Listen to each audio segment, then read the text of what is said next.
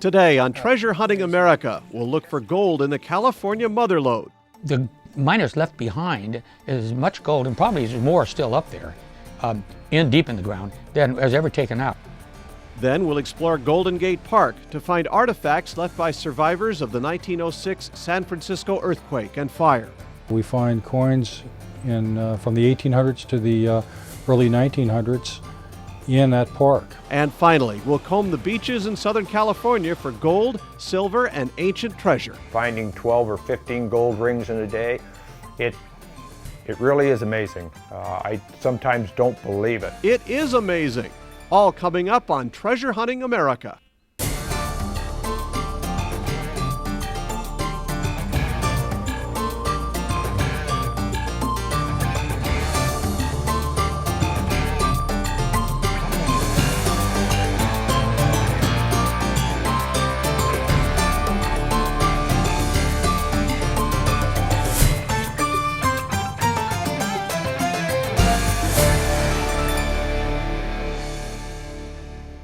Hello and welcome to this edition of Treasure Hunting America. I'm your host, Mark Hendricks.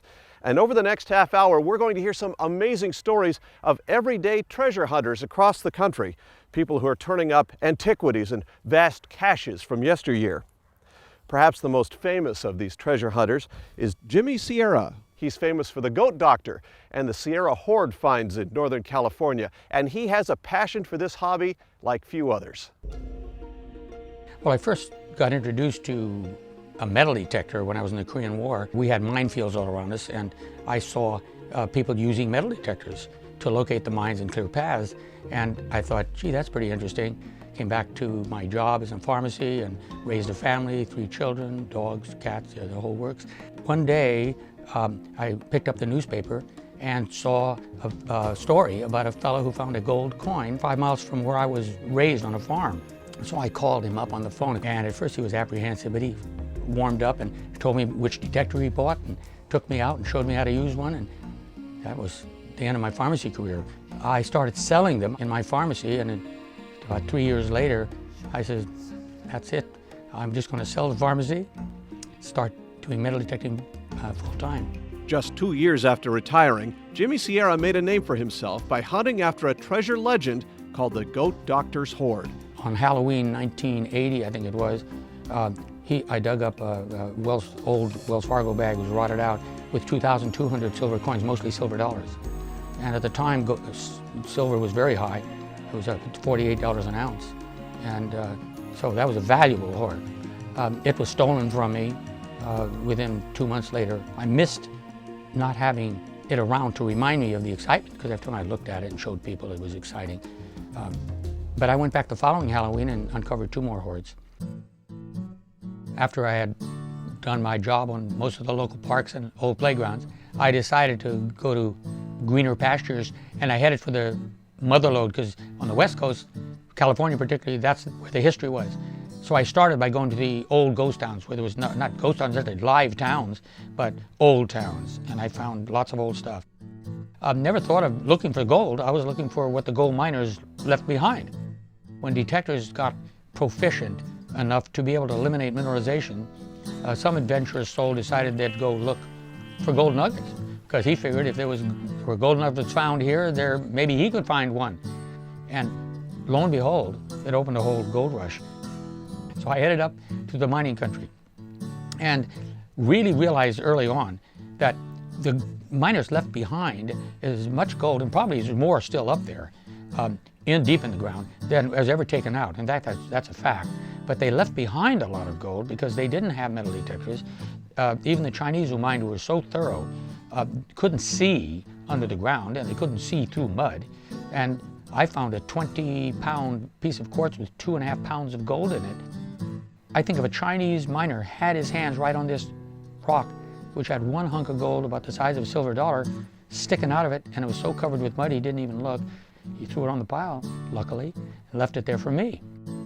Some of this gold in streams that we've hunted are very small, because the water and rocks have beaten that gold to pieces, and it becomes gold dust. We're not going to run out of gold. There's plenty of gold if you have the energy and the interest and the main thing is get there before somebody else does. That's the key. Well, I've chosen to hunt today out on this creek with a little bit of water in it. This summer this will be bone dry, but it is a creek in the mother lode, the central mother lode, and used by the old 49ers, 1850s, 1849, and they pretty well cleared this creek out, as I understand it, right down to bedrock, and then worked the bedrock in from the center into the bank. Now, they left a lot of nuggets behind, as we know. No matter where we hunt, we're always going to find some gold that the old 49ers left behind. If I hear us, that's a good signal. Full 100%. This is a piece of bedrock, so it's a good place. After finding a target, Jimmy uses his prospecting tools to dig up the ground for a closer look. Let's see. Oh, it's in my cup already. First scoop, by golly. Let's check the hole. Sometimes there's... No, that's the target right there. Okay, let's see. A lot of muck in here. No sandy soil. Okay, get some of this. There we go. Now let's see. Never throw the rest of it away. It could be more than one target. That's what we got to go for. Still in my cup. Whoa. Up there, exposed right here. Here we go. It's got some mud in it, but it is a little guy. A little guy, five or 10 grains. It's a thick little guy.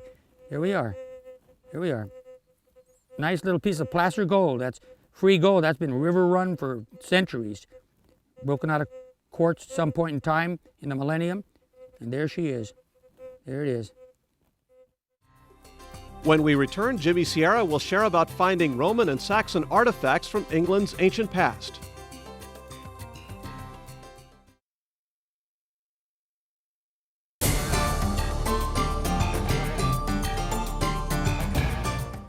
Welcome back to Treasure Hunting America. I'm your host, Mark Hendricks.